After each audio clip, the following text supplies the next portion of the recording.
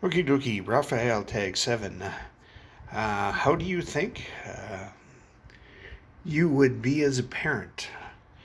I think I would have been a good parent, but I never actually wanted kids and I couldn't have them. So, I guess if I ever hooked up with anyone on a permanent basis, it would have been easy enough for us to adopt. But yeah, that never happened. But I think I would have been a good parent. Have you ever been stabbed in the back by someone that you trusted a lot? If yes, how many times? Um, Not somebody I trusted a lot. To get into that circle where you're trusted a lot is very rare for me. But I have been stabbed in the back by people that I had known a long time. That's happened a couple of times recently, actually, in the last couple of years. One of them just kind of sort of went mean after a while, and he just went a little bit off on me, and then a lot off on me, and I was like, that's enough of you. Cut him out of my life. And another guy was, you got to realize this other guy was a narcissist. Is a narcissist.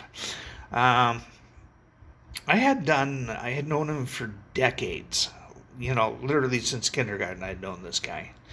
And I had done hundreds of things for him over the years, like fix his computer, help him fix his car, um, all kinds of stuff. Many, many times for nothing. One time I needed somebody to do the vacuuming for me because we were having an apartment inspection and I needed to vacuum. And I had injured my back and I asked him to do that for me. And he says, "How much will you pay me?" And I'm like, "No, dude, this has to be a favor." He's like, "Well, no, that would be taking advantage of me." So that was him out of my life. So does that count? I don't know.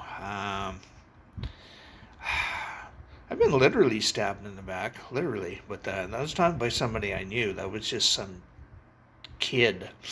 I don't know. I think the kid was about 10 years old, and yep, right in the back. I wouldn't give him a loonie, which is a dollar coin in Canada. I wouldn't give him a loonie because when he asked, and I started walking away, and boop, he stuck me in the back with a little knife that I couldn't quite reach it, and so I'm trying to drive to the hospital, and I'm weaving all over the place.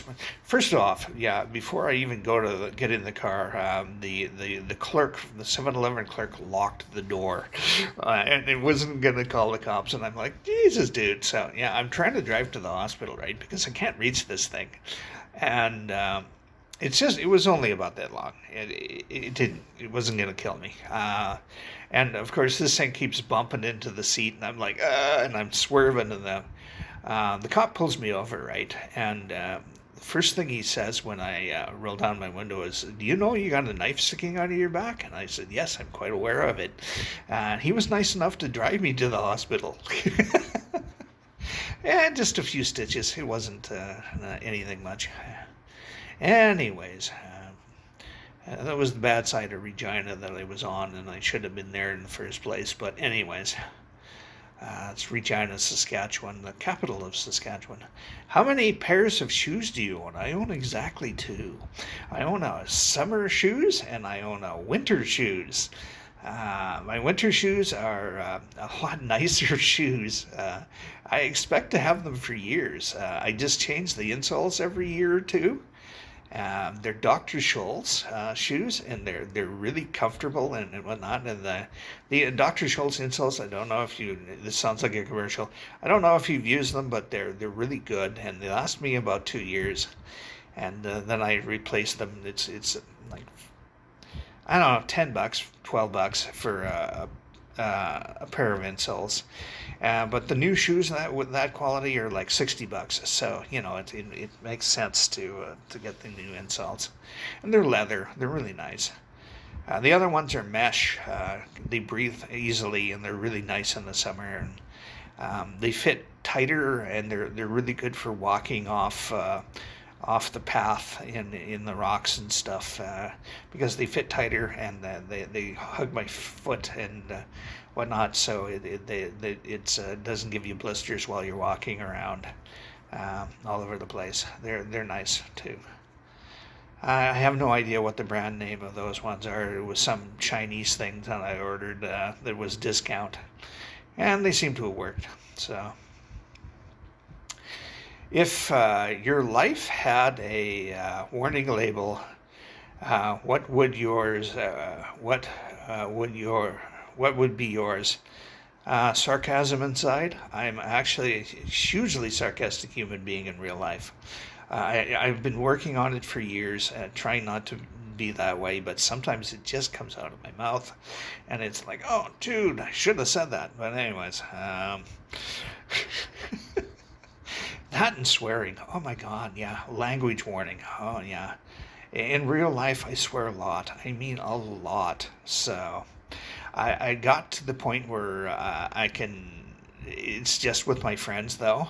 So it's not like shocking the little old ladies that I live with in this building. So, anyways, how who knows? Knew you the best. Actually, my best friend knows me the best of anyone I've ever known, even more than my parents knew me. She knows stuff about me that I had never told them. Yeah. There's nothing that I haven't told her. So, yeah, she knows me the best, and I know quite a lot about her. So, have a good day.